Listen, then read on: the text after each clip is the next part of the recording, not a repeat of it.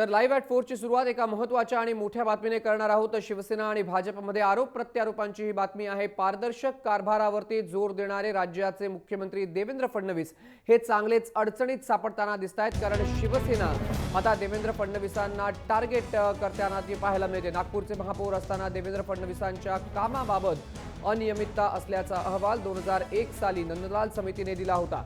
नंदलाल समितीच्या याच अहवालाचा हवाला देत आता शिवसेनेने थेट मुख्यमंत्र्यांनाच टार्गेट केलंय। नंदलाल समितीने तत्कालीन महापौर देवेंद्र फडणवीस यांच्या काळामध्ये भ्रष्टाचार निदर्शनास आणला। ज्यांच्या काळात ही अनियमितता झाली तेच आता माझा शब्द आहे असं पोस्टर लावतायत, असा टोला देखील शिवसेना नेते अनिल परब यांनी लगावलाय। केवळ एवढंच नाही तर नंदलाल समितीने फडणवीसांवरती गुन्हे दाखल करण्याची सुद्धा शिफारस केल्याचं शिवसेनेने अधोरेखित केलंय। महत्त्वाची आणि मोठी बातमी म्हणावी लागेल। थेट आरोप आता मुख्यमंत्र्यांवरती शिवसेनेने करते आहे। शिवसेनेने टार्गेट आपलं महानगरपालिकेच्या या निवडणुकांसाठी मुख्यमंत्री ठेवलंय, कारण भाजपच्या प्रचाराचा प्रमुख चेहरा म्हणजे राज्याचे मुख्यमंत्री देवेंद्र फडणवीस आहेत आणि त्यामुळेच नंदलाल कमिटीने देवेंद्र फडणवीस यांच्यावर कशा प्रकारचे आक्षेप केले होते हे आक्षेप आता शिवसेनेच्या नेत्यांनी पुराव्यासकट प्रसारमाध्यमांच्या समोर ठेवलेले आहेत। आपल्यासोबत भाजपचे आमदार राम कदम आहेत। राम कदमजी, शिवसेनेचा आरोप आहे नंदलाल कमिटीने महापौर असताना 2001 मध्ये देवेंद्र फडणवीस यांच्या कार्याबद्दल म्हणजे त्यांच्या कामकाजाबद्दल देखील प्रश्न उपस्थित केले होते। त्याचसोबत भ्रष्टाचार झाला त्यांच्या कार्यकाळात, हा भ्रष्टाचार देखील समोर आणला होता। हॅलो राम कदमजी बोला, तुमचा आवाज ऐकू येतोय। पेन खाऊन वेडगावला जाणं ही जुनी म्हण, प्रचलित म्हण आहे। बघा कसं आहे ते, ज्यावेळेस खासदार किरीट सोमय्या साहेबांनी स्वतःची प्रॉपर्टी संपत्ती सगळी डिक्लेअर केली आणि शिवसेनेच्या नेत्यांच्या कोणकोणत्या कंपनीमध्ये भागीदारी आहे ते स्वतः जाहीर केलं आणि शिवसेना नेत्यांनी त्यांची प्रॉपर्टी जाहीर करावी असं जाहीर आवाहन केलं। ते आवाहन केल्याच्या नंतर यांना यांची संपत्ती जाहीर करायला भीती वाटते, कारण त्याच्यातून केलेला भ्रष्टाचार सगळ्या महाराष्ट्रासमोर उघड होईल। म्हणून अशा स्वरूपाचे बालिश आरोप की ज्या आरोपामध्ये कसलंही तथ्य नाही। उलट पक्षी देवेंद्र फडणवीसजी त्या ठिकाणी महापौर असताना त्या महानगरपालिकेचा देशभरामध्ये वेगवेगळ्या ठिकाणी गौरव केला गेला।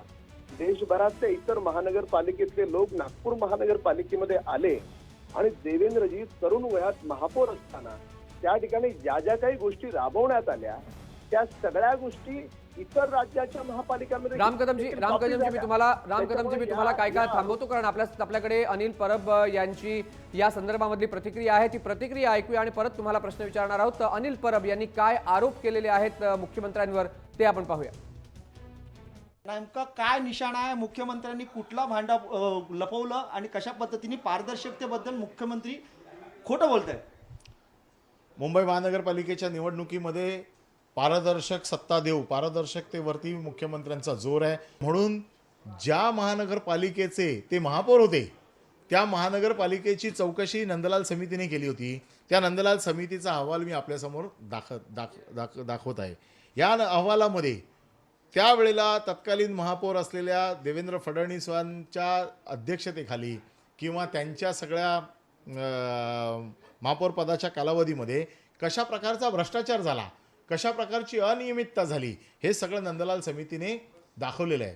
मग ते रस्त्यांचं बांधकाम असो, नातेवाईकांना टेंडर देण्याची सिस्टीम असो, स्थायी समितीच्या सदस्यांनी कंत्राटदारांशी केलेली व्यवहार असतील किंवा फेरफार मुख्यमंत्र्यांनी कागदपत्रांमध्ये फेरफार करून कशा प्रकारचे प्लॉट गार्डनसाठी दिले, हे सगळे विषय असतील।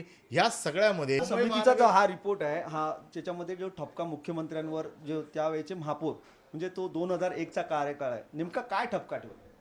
मुख्यमंत्र्यांवरती ठपका आहे, पान 151 वरती मुख्यमंत्र्यांवरती ठपका आहे। कशा प्रकारचे कागदपत्रांमध्ये फेरफार करून त्याने हा प्लॉट दिलेला आहे। मुख्यमंत्री आज खोटारडेपणाने मुंबईच्या जनतेकडे मतं मागतायत, त्यांचा बुरका फाडण्याचं काम आज आम्ही केलेलं आहे। शिवसेनेने बुरका फाडण्याचं काम केलेलं आहे आणि हा आरसा आता पारदर्शकतेचा आहे का हे पाहणंही गरजेचं आहे। व्हिडिओ जर्नलिस्ट अनिल निर्मळ, हेमंत बिर्जे, जय महाराष्ट्र, मुंबई। राम कदमजी, तुम्ही आरोप ऐकले असतील अनिल परब यांचे. अनेक आरोप त्यांनी मुख्यमंत्री तत्कालीन महापौर असताना ज्या नंदलाल समितीने आपल्या अहवालामध्ये म्हटलेले आहेत. तुम्ही आरोपांना कसं उत्तर द्याल? नाही, मी तुम्हाला म्हणालो ना की मुळामध्ये शिवसेनेच्या नेत्यांना संपत्ती जाहीर करा सांगितलं आमच्या भाजपच्या खासदार सोमय्या साहेबांनी. हे नेमकं त्यांना झोंबलेलं आहे. मूळ काय? मूळ त्या कोणत्याही आरोपामध्ये काही तथ्य नाही. आम्ही कागदोपत्री तुम्हाला दाखवू. आलं का लक्षात? मूळ विषय हा आहे. अनिल परबांना माझा प्रश्न आहे की जसं आमच्या खासदार किरीट सोमय्यांनी संपत्ती जाहीर केली तर शिवसेनेचे सर्वोच्च नेते संपत्ती का जाहीर करत नाहीत? या एका विधानामध्ये महाराष्ट्रातल्या आणि मुंबईतल्या जनतेला खरंच कुठे पाणी मुरतंय ते कळतंय. धन्यवाद दिलेल्या माहितीबद्दल किंवा प्रतिक्रियेबद्दल. राम कदम भाजपचे प्रवक्ते आणि आमदार आपल्यासोबत होते. वेड गावून पेडगावला जाण्यासारखी ही गोष्ट आहे, अशा शब्दामध्ये त्यांनी पलटवार शिवसेनेवरती केलेला आहे. मुख्यमंत्र्यांना चांगलंच अडचणीत या ठिकाणी शिवसेनेने आणलेलं आहे. कारण मुख्यमंत्री 2001 मध्ये तत्कालीन महापौर असताना ज्या अनियमितता, जो भ्रष्टाचार झाल्याचा आरोप झाला, या प्रकरणामध्ये नंदलाल समितीने जो अहवाल दिला होता, हा अहवाल शिवसेनेने या अहवालाचा सहारा घेत मुख्यमंत्र्यांवरती भ्रष्टाचाराच्या मुद्द्यावरती टीका केली आहे. महत्त्वाची आणि मोठी बातमी, शिवसेना आणि भाजप या दोन पक्षांचं युद्ध आता अटीतटीचं सुरू झालेलं आहे आणि एकमेकांवरती आरोप प्रत्यारोप करण्याचा एकही संधी हे दोन्ही पक्ष सोडत नाहीयेत.